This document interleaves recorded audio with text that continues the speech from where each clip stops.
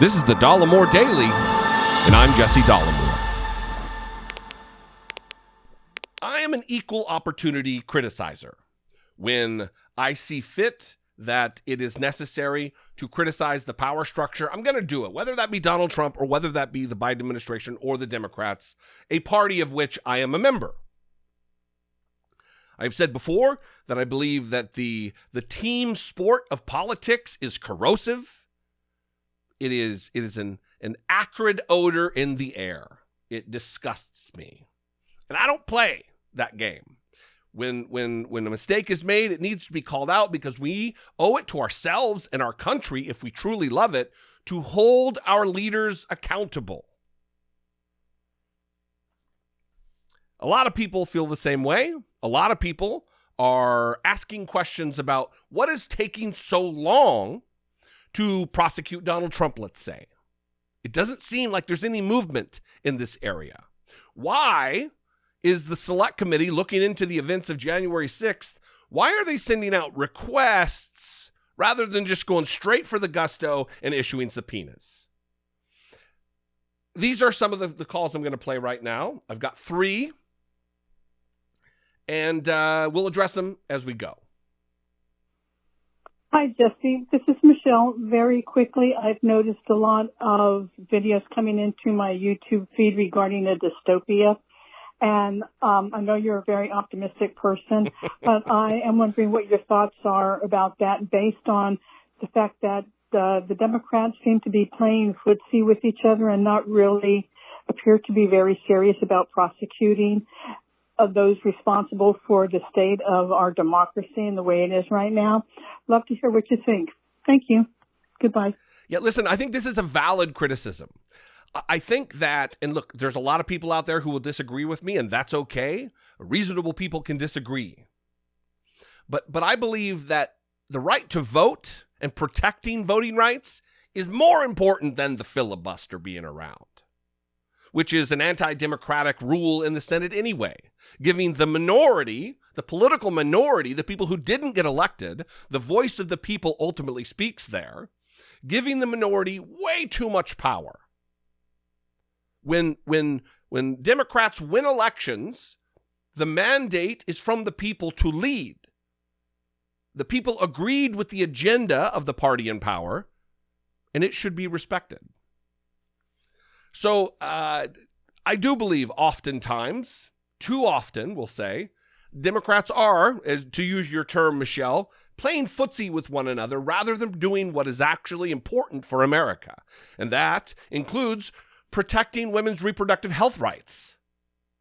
That includes prosecuting the criminal activity of the previous administration, upholding the rule of law. All of these things are important. Voting rights, civil rights, human rights, all more important than the filibuster. Kristen Sinema, Joe Manchin. This adherence and this worshipful attitude to the traditions of the Senate that are not enshrined in the Constitution is anathema to me. I don't understand it. And I worked for the United States Senate. I witnessed the filibuster in action. It's not as important as the right to vote. Anyway, next call, similar topic. So I'm hearing you use the word subpoena a lot. And sadly, to my knowledge, you're the only one.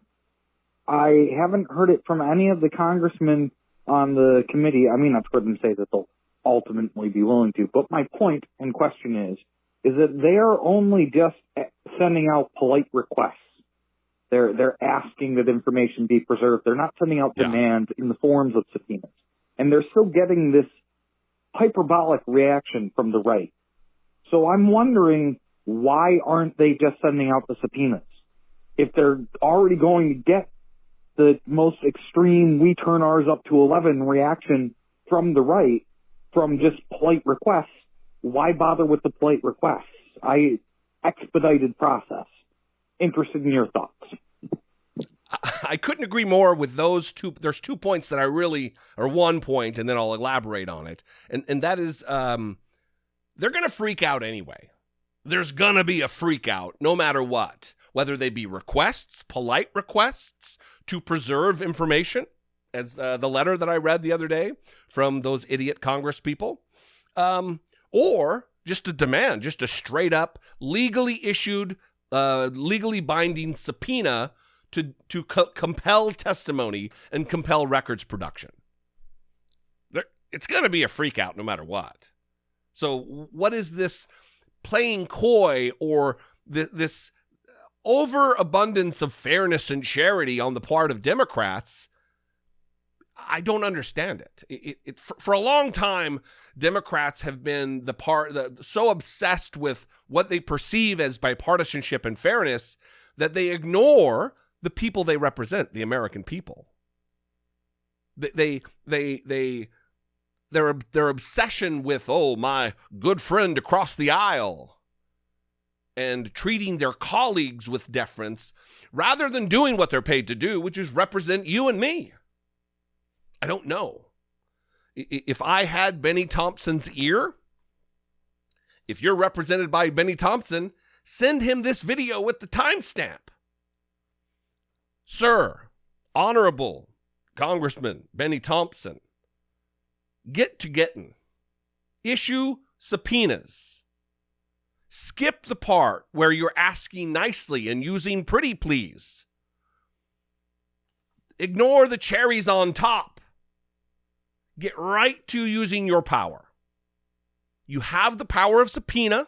It is not outside of the scope of politeness or decency or fairness. Issue the subpoena. Jump right into the investigation. Find out what you need to find out to accomplish the mission of your select committee. You owe it to the American people. Every member of that committee owes it to the citizens of the United States of America to get to the bottom of what took place on January 6th and to ensure that it never happens again. Another call, similar topic. All right, so I don't usually do this voicemail thing, and you just threatened it has to be a short one, but I'm really curious how you feel about this. I'm from Western North Carolina, and probably 80% of the people I know that voted for Trump still honestly think that he got it stolen from him somehow. He's innocent. I mean, all the charges that have come out, all the fraud cases that have been proven, I mean, nothing matters. Anytime someone turns, they're a rhino. How are we going to resolve this? Because even if the Department of Justice comes after, some of the higher ups that were involved with the Capitol riots and all that, they're just going to think it was the liberal leftist Biden Department of Justice that did that. I'm just wondering if you feel like there's any hope. But that's all. Thanks. I do think there's hope. As the previous caller alluded to, I am faithfully optimistic about the goodness of our country, the aspirational values that are talked about in our Constitution and founding documents. And I do believe democracy will prevail. There's going to be bumps in the road. Democracy is messy, but we will prevail. Now, we're going back again to another thing is they're going to freak out anyway. Republicans, whether you show them the evidence, they're not going to believe it. Some will. It'll be a public trial. The evidence will be incontrovertible. They will have reams of evidence, documentation, video evidence from social media companies of actual physical text messages that were sent, phone calls that were made. There will be connections made in many of these cases, drawing a clear case of conspiracy.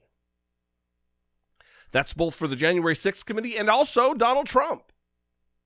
I mean, look, it gets talked about all the time because Donald Trump tried to muddy the waters by saying that a total and complete exoneration, the Mueller report exonerated me. It didn't. There were several clear items of obstruction of justice outlined And he threw it to Congress to do something about. They bucked. They didn't do anything. And the Justice Department, of course, isn't going to do anything because it was led by Trump's people.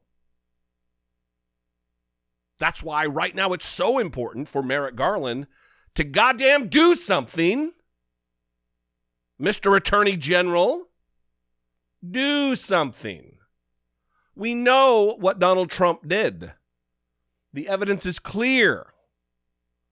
And to let him off the hook is to send a signal to future despots, future authoritarians, future actual, real deal fascists who will sully this country for another generation or two or three.